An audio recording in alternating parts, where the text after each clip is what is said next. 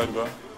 Yang masuk, saya jamin kehidupannya, mereka pun saya kasih barang untuk ngedarin di dalam, sampai saat ini masih. Jadi memang sengaja dimasukkan memang Dimasukkan untuk mengedarkan di dalam sel.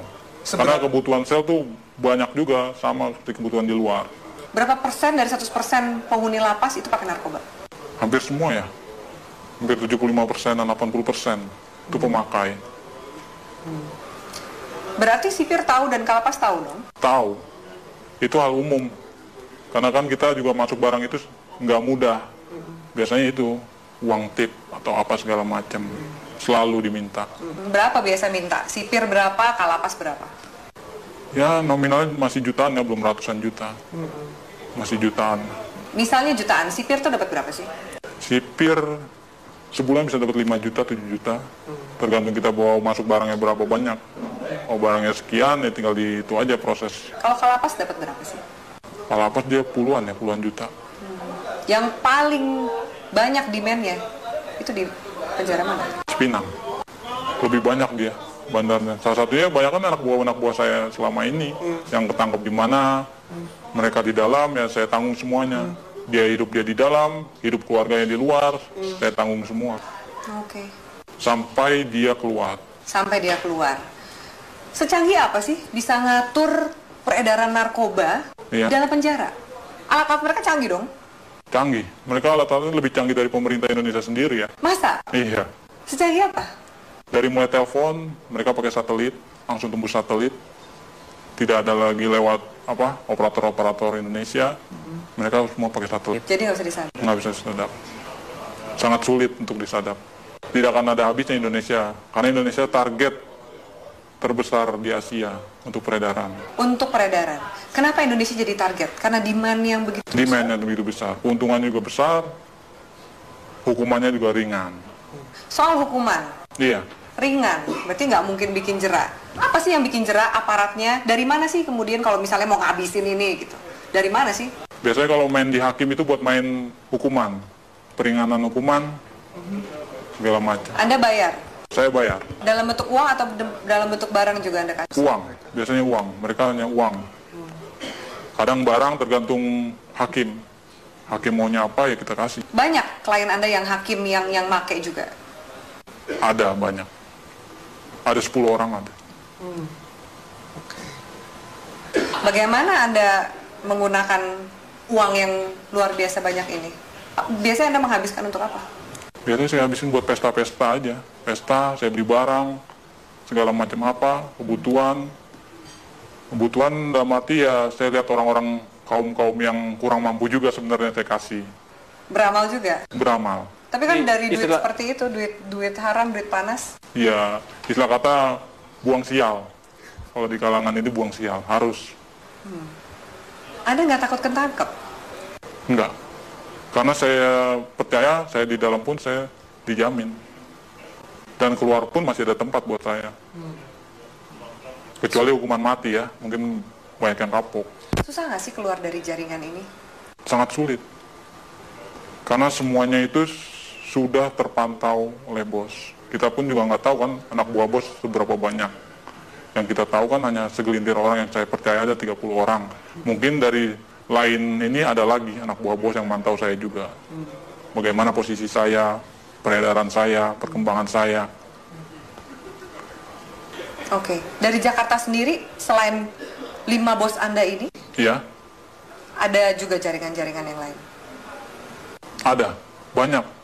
Di Jakarta aja ada sekitar 50 jaringan. Yang saya tahu 50 jaringan, mungkin lebih. Itu yang saya tahu. Jaringan ini lebih besar atau sama kuatnya dengan jaringan Anda? Macam-macam. Tergantung dari barang sih biasanya. Kalau barang kita bagus, banyak juga jaringan ngambil di kita juga. Makanya barang itu nggak pernah akan habis.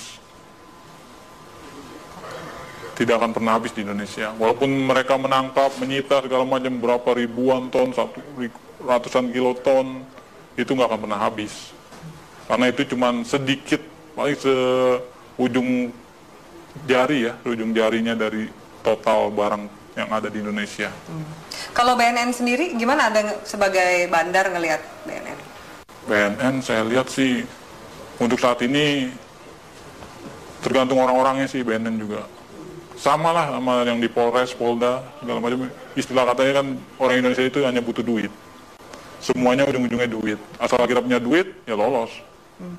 Sampai ke jaringan, kalau kepolisian juga Kepolisian udah hal umum. Udah nggak bisa di ini lagi. nggak mungkin dibersihin. Nggak mungkin dibersihkan. Karena memang aparatnya pun pemakai. Kenal sama bandar, kenal barang, nyuplai barang juga, begitu. Seterusnya. Bea Cukai gimana? Bea Cukai juga mengawasi kan Iya. seperti ini? Bea Cukai ada permainan juga. Makanya kita di Bea Cukai itu ada sekitar 5 orang kita pegang di sana. Untuk tiap ininya. Apa peran 5 orang di Bea Cukai ini? Meloloskan barang. Meloloskan barang.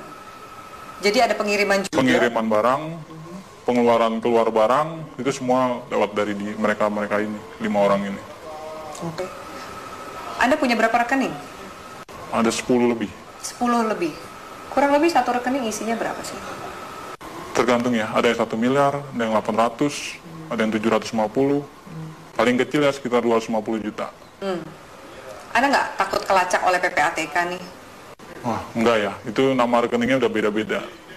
Ada panggilan untuk berhenti dari dunia hitam ini? Belum ada. Saya masih menikmati sampai sekarang karena keuntungannya lumayan.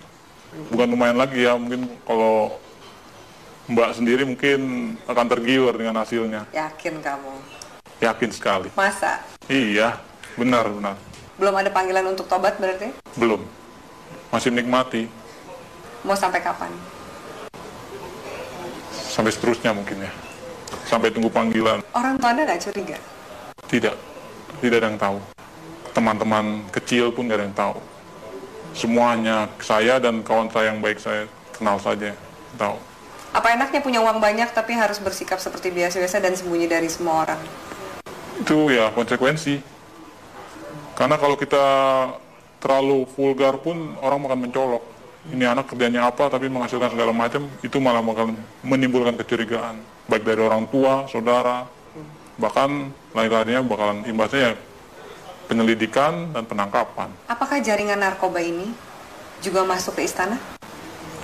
Istana sebagian ya udah masuk. Lewat mana? Itu organisasi lain. Kita belum bisa sampai masuk ke sana. Mungkin ya organisasi ini lebih kuat dari yang bos saya punya. Itu sudah masuk Ke istana? ke istana. Oke. Transaksi